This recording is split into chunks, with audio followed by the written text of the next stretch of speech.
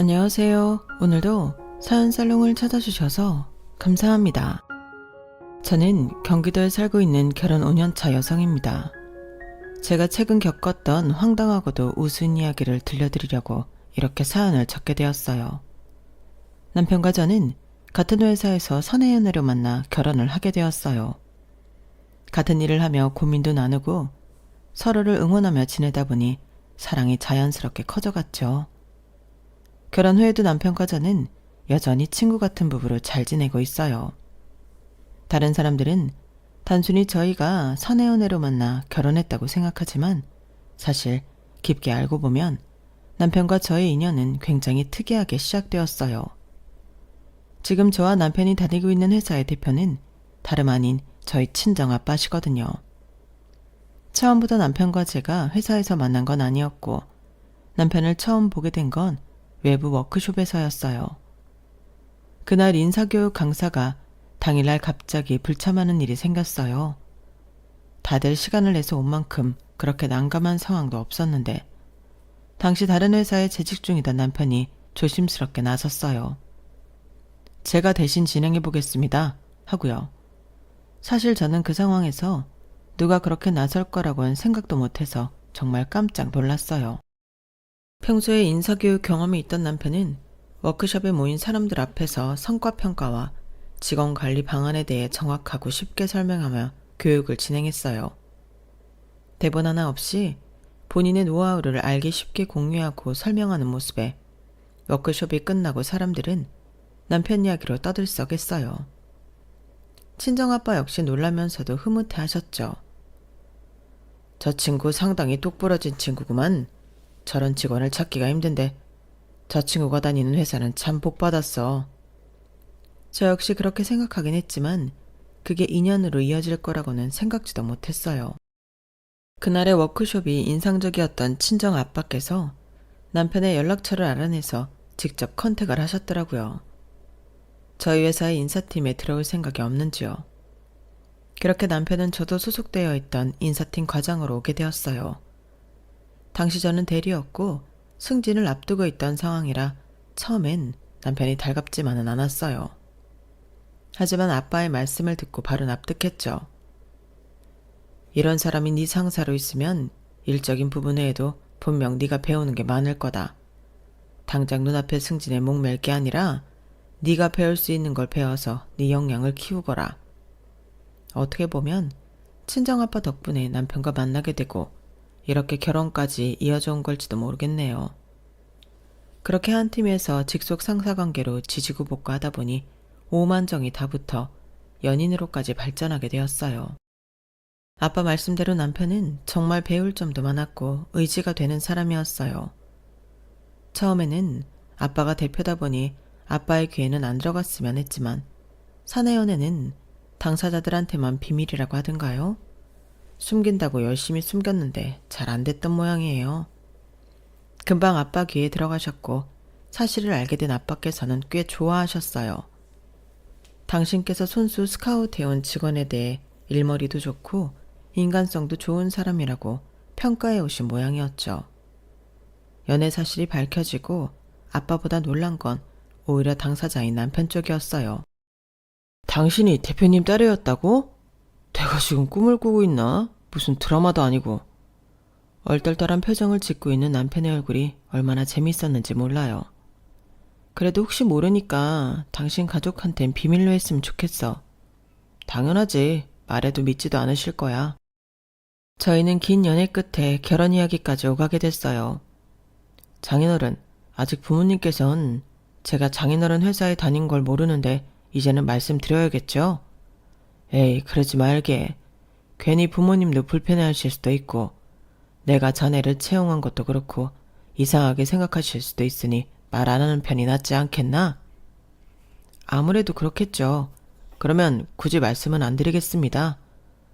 상견례가 안 그래도 어색한 자리인데 조금이라도 편하게 하려면 그 편이 낫지. 그렇게 시댁에서는 저희 집에서 회사를 운영한다고만 알고 자세한 상황은 모른 채 결혼을 하게 됐어요.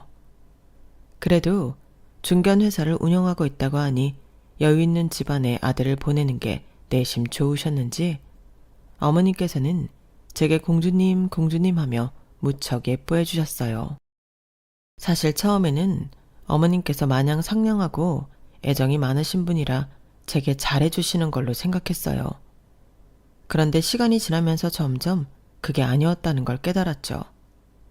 게다가 남편에게는 저와 몇 살 차이 나지 않는 여동생이 있었는데 첫인상은 밝고 착해 보였던 시누이가 제 결혼 생활의 최대 복병일 거라곤 상상도 못했어요. 남편과 성격이 워낙 잘 맞았기에 다른 가족들의 성향에 대해선 알아볼 생각조차 못했던 것 같아요. 남편도 가족들에게는 무뚝뚝한 편이라 딱히 이야기를 많이 해주지도 않았고요. 엄마, 아까 봤어? 오빠랑 새언니랑 있을 때는 말 엄청 많이 하는 거? 맨날 오늘은 어떻게 보냈냐고 물어봐도 우리 앞에선 기억 안 난다. 아님 별일 없었다. 이렇게만 대답하는 사람이? 그러게 말이다.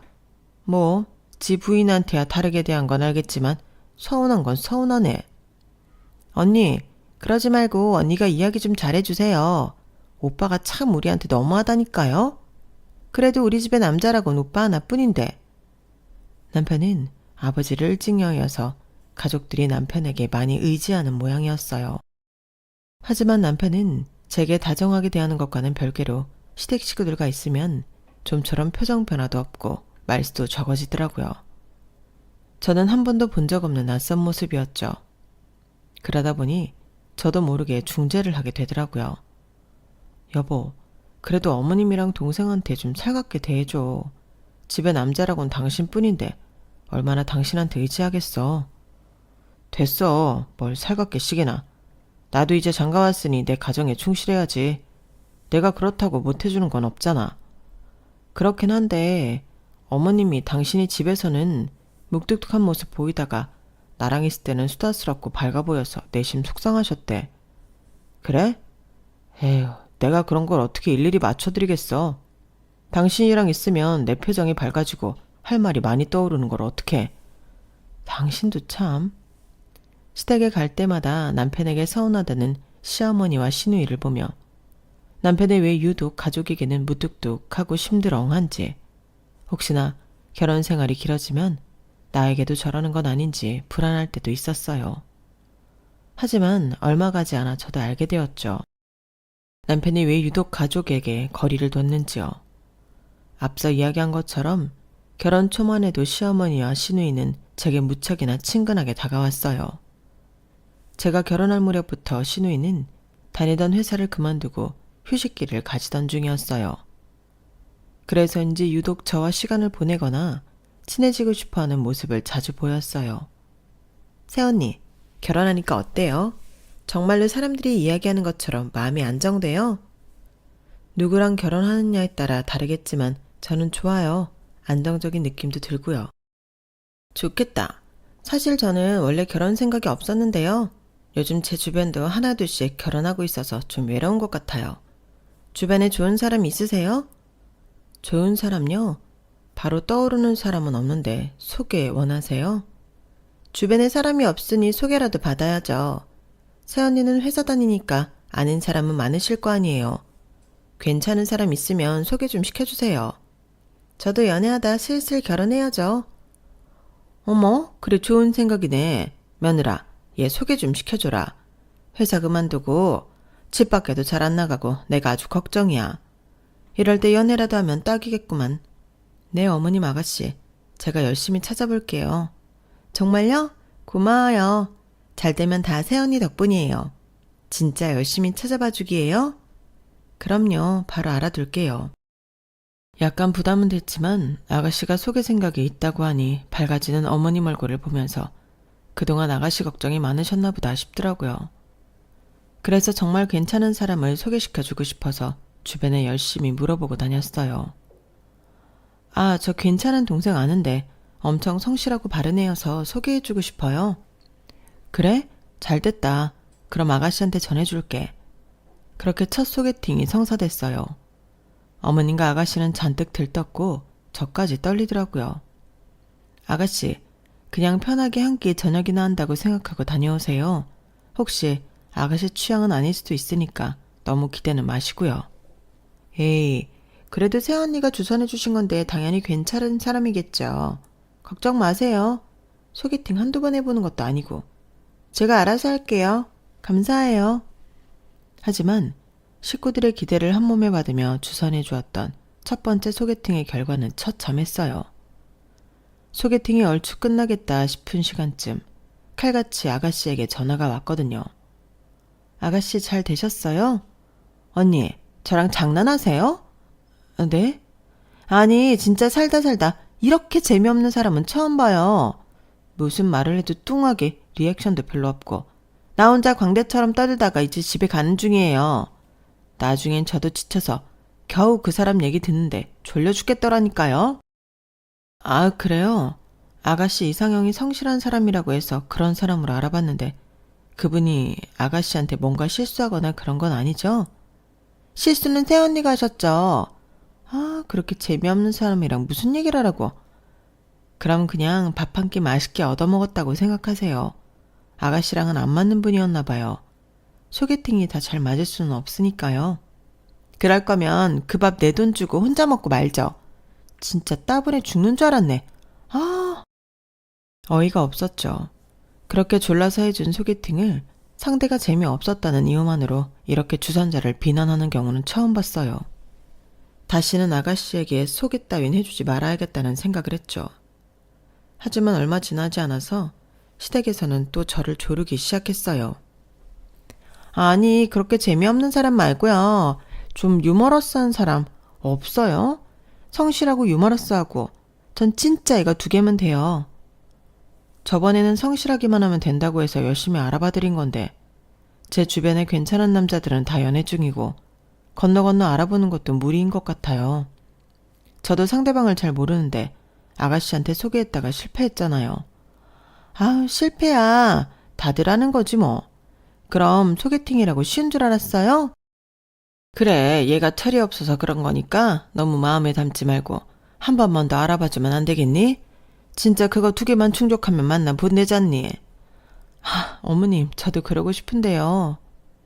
그래도 일도 안 하고 이렇게 집에서 쉬고 있는 애보단 네가 어디서 남자를 찾아와도 더 잘 찾아올 것 아니니.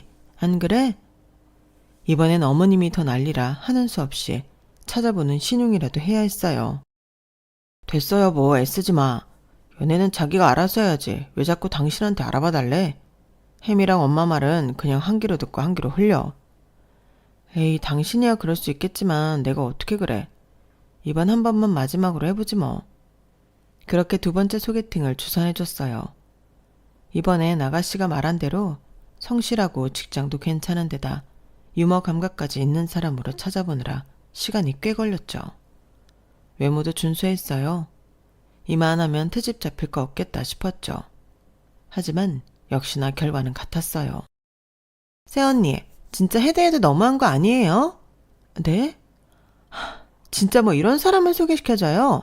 언니가 보기엔 제가 아깝지도 않으세요? 네?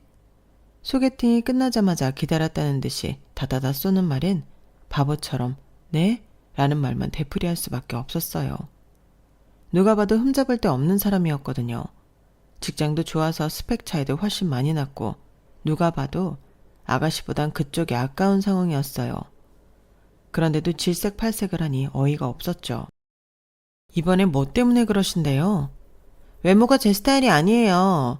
저는 저렇게 눈이 음흉하게 축 처진 스타일 진짜 제일 안 좋아한다고요. 외모 얘기는 따로 없으셨잖아요. 그리고 저만 하면 인기 있을 만한 얼굴인데다 직장도 좋은데요? 네? 잘생겼다고요? 이게요? 신우이는 갑자기 가족 단톡방에 소개팅 받은 남자의 사진을 예고도 없이 올렸어요. 각도가 아래서 위로 몰래 찍은 듯한 각도라 당연히 이상하게 나올 수밖에 없었고 제가 미리 봤던 사진들과는 전혀 딴판으로 나왔더군요. 이건 이상하게 나온 사진이잖아요. 그리고 지금 소개팅 자리에서 사진을 몰래 찍으신 거예요? 어쩌다 보니 찍혀 있던 거거든요. 암튼 이 사람이 한 번 더 보자는 거 제가 물렀어요. 채언니 사람 보는 눈 진짜 없다. 그래서 우리 오빠를 만났나? 뻔뻔하고 기가 막혀서 아무 말도 안 나오더군요. 신우이의 전화를 받고 나서 가족 단톡방을 보니 어머님이 어떻게 이런 남자를 소개시켜주냐면서 난리를 쳐놨더군요. 그래서 딱 한마디만 남겼어요. 저랑은 사람 보는 눈이 다르니 앞으로 소개는 다른 사람한테 받으세요. 라고요. 나중에 다른 주선자에게 듣기로는 아가씨가 남자분께 엄청 호감을 가지고 들이댔는데 남자 쪽이 관심이 없어 거절했다고 하더라고요. 아마도 그날은 제게 그 분을 폰 모양이었어요. 그걸 알고 나니 신우이랑은 더 상종 못하겠다 싶었죠. 게다가 더 나중에 알게 된 경악스러운 사실은 당시 신우이는 취직을 포기하고 취집을 하려고 했던 상태였다는 거였어요. 전 잠깐 회사를 쉬고 이직 준비를 하는 줄 알았는데 그게 아니었던 거죠. 알고 보니 신우이는 그때 퇴사했던 회사가 무려 4번째 회사였고 그 전에 다녔던 3군데도 최대 6개월을 넘기지 못하고 전부 금방 뛰쳐나와 버렸어요. 이유도 정말 각양각색이었죠. 난 아무래도 회사 체질이 아닌가 봐요. 개인 사업을 해야 되나? 누구 밑에서 일할 사람이 아니라 사장님을 할 팔자인가 봐요. 그럼 개인적인 사업을 알아보시는 거 어떠세요? 투자금 적은 걸로요. 됐어요. 괜히 해본 적도 없는 사업 손댔다가 망하면 엄마한테 죽어요. 그런데 그전 회사들은 왜 이렇게 빨리 나오신 거예요? 조금 버텼으면 이력에 잘 남았을 텐데. 첫 번째 다녔던 회사는 상사가 완전 이상했어요. 저만 보면 갈궈서 진짜 왜 저러나 싶어서 한 번 싸웠다가 퇴사했고요. 두 번째 하는 회사는 일시간대가 너무 별로였어요. 워라밸이 하나도 없으니까 내가 왜 이러고 사나 싶더라고요. 세 번째는 그냥 일이 마음에 안 들었어요. 해보고 싶은 업무가 있었는데 저한테 알려줄 생각을 안 하더라고요. 발전이 없어 보여서 나왔죠. 제일 최근까지 다닌 회사는 다 괜찮았는데 직원들이 저를 엄청 이간질하더라고요. 짜증나서 나와버렸어요. 이상한 회사가 많기는 하지만 한 회사를 6개월 이상 버티지 못하고 나온 데다 이야기를 들어보면 직장에서 인간관계가 늘 원만하지 못했던 느낌이더라고요. 누가 봐도 이건 신우이의 문제인 것 같았어요. 저도 직장 생활을 오래 했다 보니 시댁 모임에서만 봐도 신우이가 왜 그렇게 한 회사를 오래 다니지 못했는지가 한눈에 보였죠. 한 번은 명절에 시댁 대청소를 도와드리기로 했는데 팔 걷어붙이고 일한 저와 남편과는 달리 신우이는 본격 청소를 시작하고 20분 정도 지났을까요? 갑자기 사라져서 안 보이더라고요. 그러다 빈 방을 청소하려고 열었는데 정리하려고 꺼내놓은 물건들을 베고 그 사이에서 자고 있는 신우이를 발견했어요. 어이가 없었죠. 아가씨, 이 방 청소하려고 하는데요. 많이 피곤하시면 다른 방 가서 제대로 주무세요. 어머, 그래도 돼요? 어제 늦게 자서 일찍 일어났더니 글쎄 너무 졸린 거 있죠. 그래도 오빠랑 세연이 이렇게 열심히 청소하는데 미안해서 어떻게 자요? 괜찮아요. 잠깐 눈 붙이고 일어나는 게 더 효율이 좋을 수도 있어요. 신경 쓰지 말고 주무세요. 정말요? 그럼 정말 잠깐만 눈 붙이고 바로 일어날게요. 저도 사람인지라 양심은 있다고요. 딱 봐도 꽤 피우는 모습이라 별로 기대도 안 했지만 끝까지 딱 10분만 자고 일어나겠다고 강조를 하더군요. 역시나 10분은커녕 40분이 지나도 일어나지 않았어요. 결국은 남편과 제가 대청소 마무리를 다 했고 서로 수고했다는 의미로 간단한 다가상까지 차려 어머님을 부르려던 순간이었어요. 주방에서 나눈 대화가 들렸는지 신우이가 눈을 비비며 방에서 나오더군요. 어머, 청소 벌써 끝났어요? 도우려고 했는데 진짜 딱 10분만 자고 일어나려고 했는데 시간이 벌써 이렇게 됐네요? 깨우시지. 어떡해. 그렇게 말하는 모습이 어찌나 천은덕스러운지 한 대 쥐어 받고 싶더라고요. 너무 피곤해 보이셔서 차마 못 깨웠어요. 괜찮아요.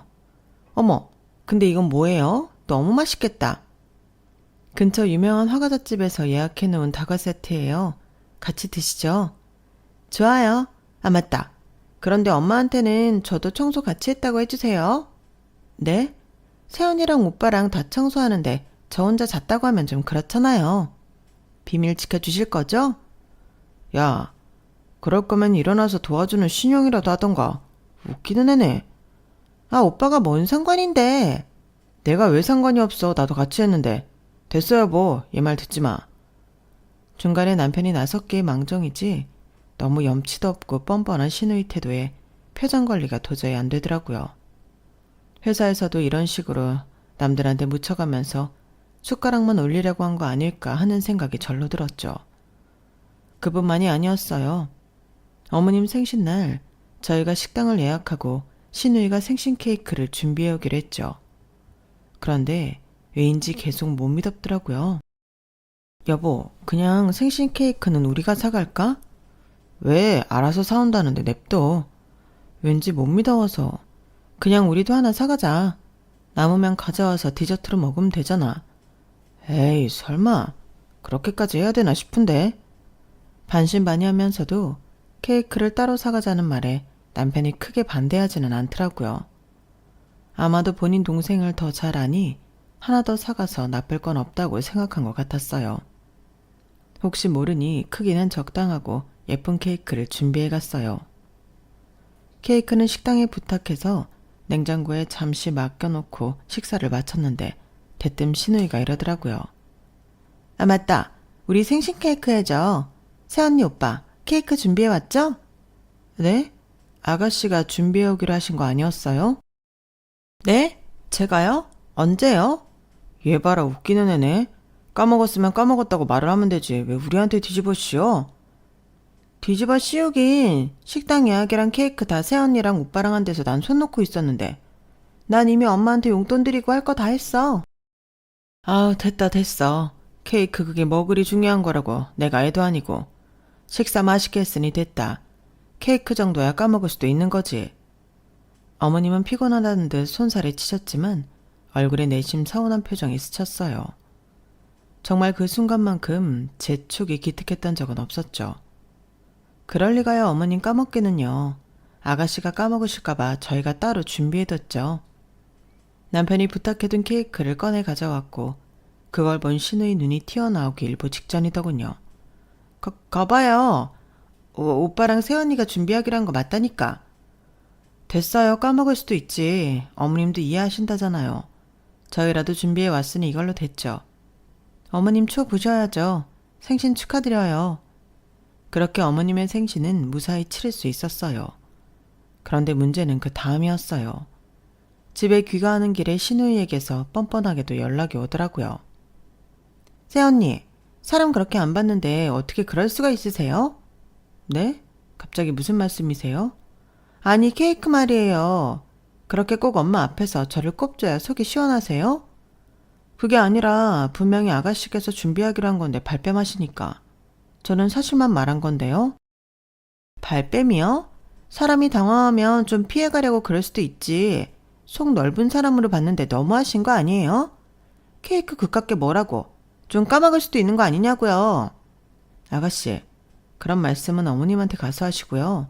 어머님도 별로 신경 안 쓰는 것 같은데 왜 저한테 화풀이세요? 어머님이 괜찮으시다잖아요. 그리고 아가씨가 실수할 것 같아서 저희 쪽에서 남은만 가져갈 생각으로 하나 더 가져왔고요. 그래서 어머님 서운한 점 없게 생신 식사 자리 잘 맞췄는데 왜 이러시는 거예요? 오히려 저한테 고마워하셔야 하는 거 아니에요? 이게 집 가는 사람한테 전화해서 따질 일은 아니지 않나요? 저는 그냥 새언니가 모른 척 넘어가지고 윗사람답게 언니 책임으로 덮어줄 줄 알았는데 하나하나 누구 잘못인지 따지는 모습이 실망스러워서 그래요. 도대체 그게 왜 실망스럽냐고 따지려는데 통화를 듣고 있다 못한 남편이 갑자기 전화기를 뺏어서 끊어버렸어요. 얘랑 길게 얘기하지 마. 봤지? 아무리 말해도 안 통하는 거. 그래도 어떻게 그래. 하던 말은 끝내야지. 됐어. 내가 못하게 했다고 해. 둘이 싸울 일이 아니잖아. 내가 알아서 할게. 그렇게 남편의 중재를 통해 신우이와는 그날 이후 일절 연락을 주고받지 못하게 됐어요. 남편이 뭐라고 한 건지는 몰라도 시댁에서 마주쳐도 제게 별다른 말을 걸지는 않더라고요. 하지만 그날 일이 제대로 서로 대화가 마무리되고 끝난 게 아니라서 그런지 참 만날 때마다 불편하고 어색했죠. 그래도 괜히 말 붙였다가 싸움 나는 것보단 이 어색함을 유지하는 게 낫겠다고 생각했어요. 그러던 어느 날이었죠. 신우이가 남편과 어머님 눈을 피해 저한테 슬쩍 다가왔어요. 새언니, 저 긴히 부탁드릴 게 있는데요. 부탁이요? 이런 말하기 좀 염치 없지만 혹시 돈 좀 빌릴 수 있을까요? 네? 무슨 돈이요? 그게 여행 간다고 쓴 카드값을 갚아야 하는데 일을 오랫동안 못했더니 점점 버거워져서요. 딱 한 번만 도와주시면 직장 잡자마자 갚을게요. 오빠한텐 비밀로 해주세요. 정말 간절하고 급해 보이는 얼굴이라 잠깐 마음이 흔들리긴 했지만 곧바로 마음을 다잡았어요. 돈 문제는 저 혼자 어떻게 할 수 있는 문제는 아닌 것 같아요. 직접 도움을 청하시는 게 나을 것 같아요. 제가 단독으로 도와드릴 수 있는 건 없어요, 아가씨. 딱 잘라 말했더니 갑자기 표정이 싸늘해지더니 획 돌아서더군요. 솔직히 그 이후로 또 한동안 저만 보면 징징대거나 할 줄 알았는데 의외로 그런 일은 없었어요. 그 잠잠한 시기가 평화로운 시기라는 생각이 안 들고 자꾸만 불안하게 느껴지더라고요. 그러다 그 불안한 촉이 맞았다는 걸 깨닫는 날이 오고 말았죠. 그날따라 이상하게 피곤해서 점심을 나가서 먹지 않고 배달시켜 친한 직원들과 나눠 먹고 있을 때였어요. 밖에 나갔다가 들어온 동료가 저를 보더니 급하게 회의실로 들어오더군요. 과장님, 보셨어요? 큰일 났어요. 네? 무슨 일이요? 팀장님 어머니랑 동생분이 회사에 찾아오셨는데 무슨 일인지 몰라도 팀장님 붙들고 엄청 소란 피우고 계세요. 어머님이랑 아가씨가 찾아오셨다고요? 그런 얘긴 전혀 못 들었는데 도대체 무슨 소란인데요? 저도 잘은 못 들었는데 동생분을 저희 회사에 취직시켜달라고 했는데 팀장님께서 거절하셨나 봐요. 그래서 이렇게도 안 해줄 거냐면서 네가 허락할 때까지 매일 찾아오겠다고 하시던데요? 뭐라고요? 너무 기가 막히더라고요. 문득 머릿속에 얼마 전 제게 카드값을 빌리려고 했던 신우이의 목소리가 떠올랐어요. 어이가 없고 분노가 차올라서 한 걸음에 로비로 뛰어내려갔죠. 소리가 나는 곳을 따라가니 바로 어머님과 남편이 보이더군요. 지나가는 사람들이 다 힐끔댈 정도로 부끄럽고 창피한 장면이었어요. 아니, 안 된다 하지만 말고 넌 어떻게 장남이 돼서 하나밖에 없는 동생 취직 하나 못 시켜줘? 네가 인사팀 과장이라며. 그럼 잘 이야기해볼 수 있는 거 아니야? 그래, 나 할 줄 아는 거 많다니까. 오빠도 알잖아. 회사 생활은 할 줄 아는 게 많은 걸로 되는 게 아니라니까. 너처럼 한 곳에 진득히 붙어있지도 못하는 애를 내 가족이라고 회사에 뽑았다가 무슨 욕을 들으라고? 공과 사는 철저히 구분해야지. 그건 전에 같이 다니던 회사 사람들이 나빴으니까 그렇지. 오빠가 상사면 괜찮을 거 아니야. 나 적응하게 도와주면 되잖아. 그래, 내가 괜히 너한테 부탁하겠니? 네 회사에 다니면 애가 좀 덜 힘들어하지 않겠느냐고. 회사에 마음 붙일 사람 있고 없고가 얼마나 크겠어? 누가 회사를 마음 붙일 사람 있는 거 확인하고 다녀요? 엄마, 제발 정신 차리세요. 지금 엄마 모시고 와서 이렇게 난동 부린다고 취직이 될 거라 착각하고 있는 것 자체가 글러먹었다니까요?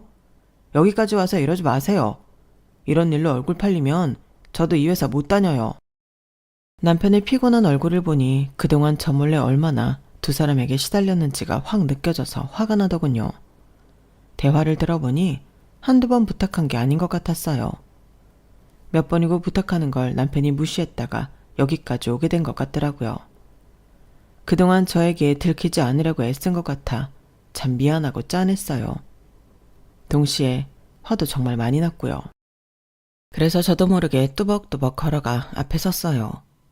뻔뻔한 시누이와 시어머니 얼굴을 보니 도저히 화가 안 참아지더군요.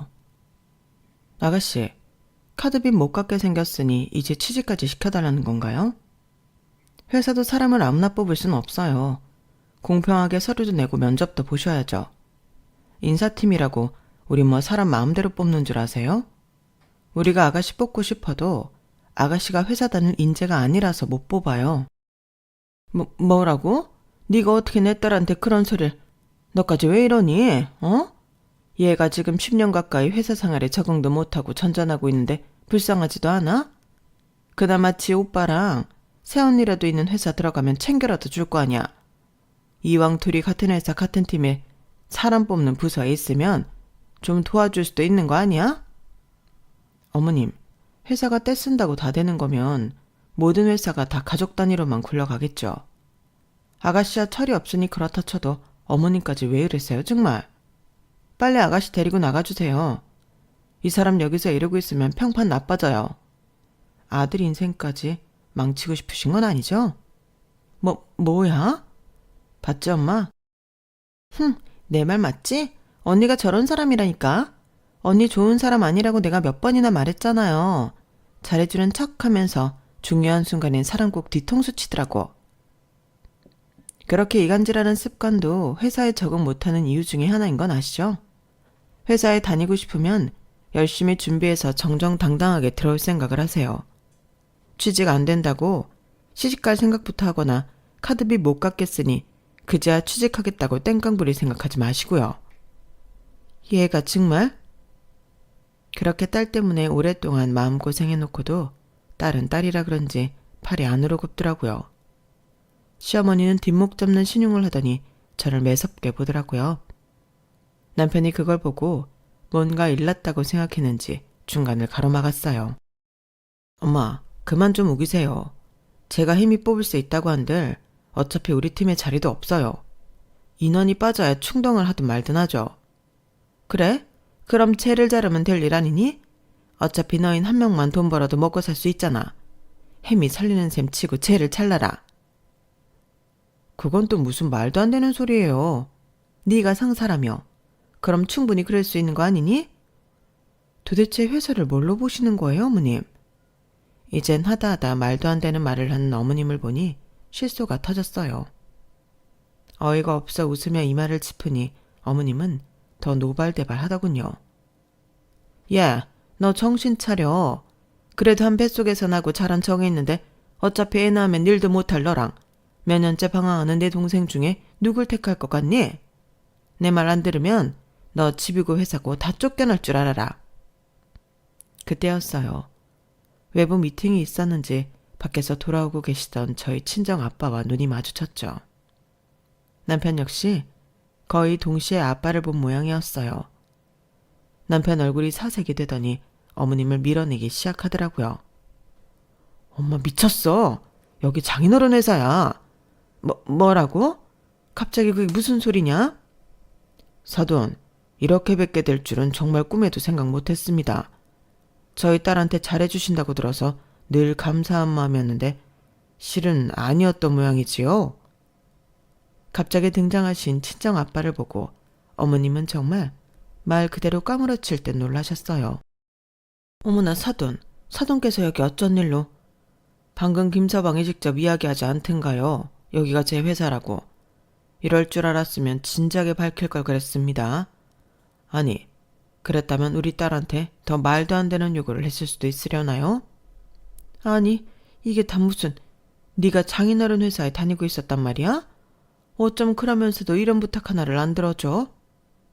반성하고 뉘우칠 줄 알았던 어머님은 오히려 그럼 더 힘이 있었는데 왜 부탁을 거절했냐는 식으로 나오더군요.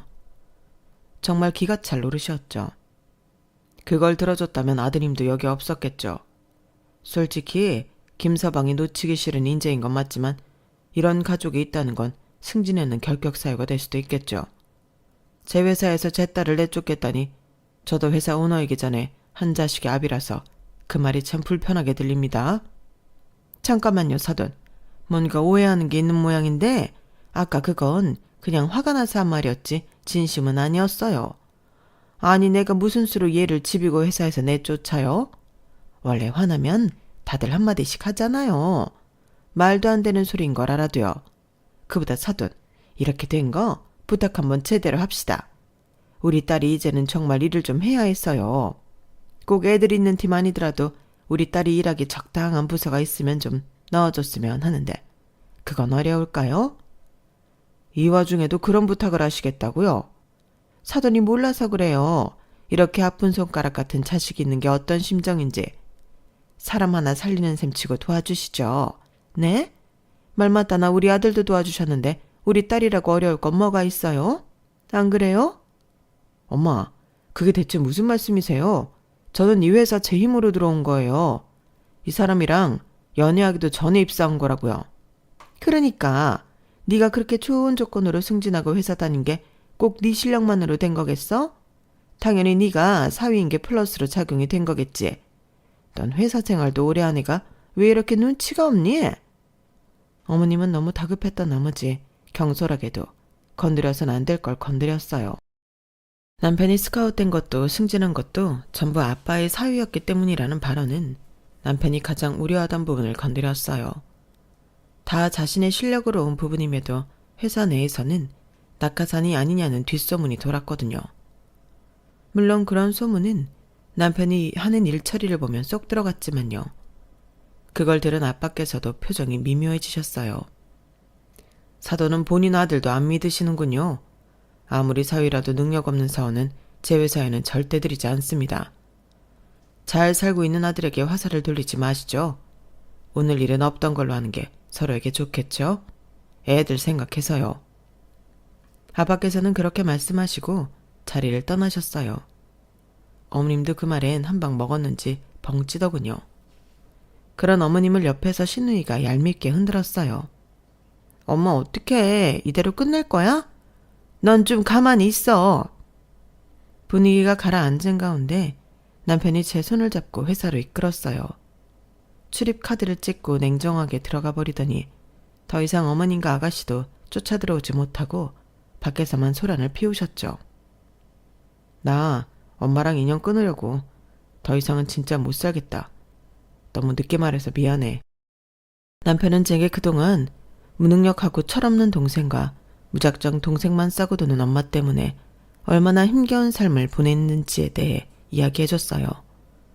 결혼하면 완전히 남남처럼 살 자신이 있었는데 아직도 자신에게 이러는 걸 보면 이제는 끊어내야 하는 게 맞는 것 같다면서요. 근데 말이 쉽지 정말 그래도 되겠어? 지금 손절 안 했다간 당신까지 잃을 판인데 못할 게 뭐 있어. 나도 이제 지긋지긋해서 더 이상은 못 해먹겠어. 그렇게 퇴근한 남편은 시댁에 가서 한판하고 온 모양이었어요. 명절이나 어버이날 생신 등 각종 행사에는 용돈을 보내드리겠지만 그 외 일절 방문이나 연락은 하지 말라고 엄포를 놓은 모양이었어요. 남편은 다음날 제 핸드폰 번호를 바꾸자고 했고 바꾼 번호는 시댁에 알려주지 않았어요. 덕분에 제가 피곤할 일은 사라졌죠. 처음에는 어떻게 네가 천륜을 끊냐며 난리를 치던 시어머니와 아가씨도 남편이 이렇게 제대로 인연을 끊을 준비를 하기 시작하니 뭔가 심상치 않은 걸 느낀 모양이었어요. 잘못했다고 그렇게 냉정하게 굴지 말아달라고 부탁해도 남편은 꿈쩍하지 않았죠. 아무래도 남편이 없으면 시어머니도 아가씨도 여러모로 곤란하고 의지할 데가 없어지니 이제는 남편 말을 듣기로 한 모양이었어요. 더 이상은 그 말도 안 되는 요구나 부탁을 안 들어도 되고 실컷 잘해주고 이간질 당하는 일을 안 겪어도 되니 저도 살 것 같더군요. 아직도 가끔 만날 일이 생기면 남편 좀 잘 설득해달라고 부탁하는 어머님과 아가씨지만 그런 말은 한 귀로 듣고 한 귀로 흘리고 있어요. 어차피 그 짧은 시간만 잘 흘리면 남편이 알아서 차단해 주는데 굳이 제 발로 그 지옥에 다시 들어갈 필요는 없잖아요. 여기까지가 제 사연입니다. 마음을 털어놓고 나니 좀 시원하네요. 들어주셔서 감사해요. 여러분의 오늘과 내일도 항상 꽃길이시길 바랍니다. 여러분, 사연 댓글에 응원과 현명한 좀 부탁드려요. 좋아요와 구독은 저에게 큰 힘이 됩니다. 오늘도 좋은 일 가득하세요.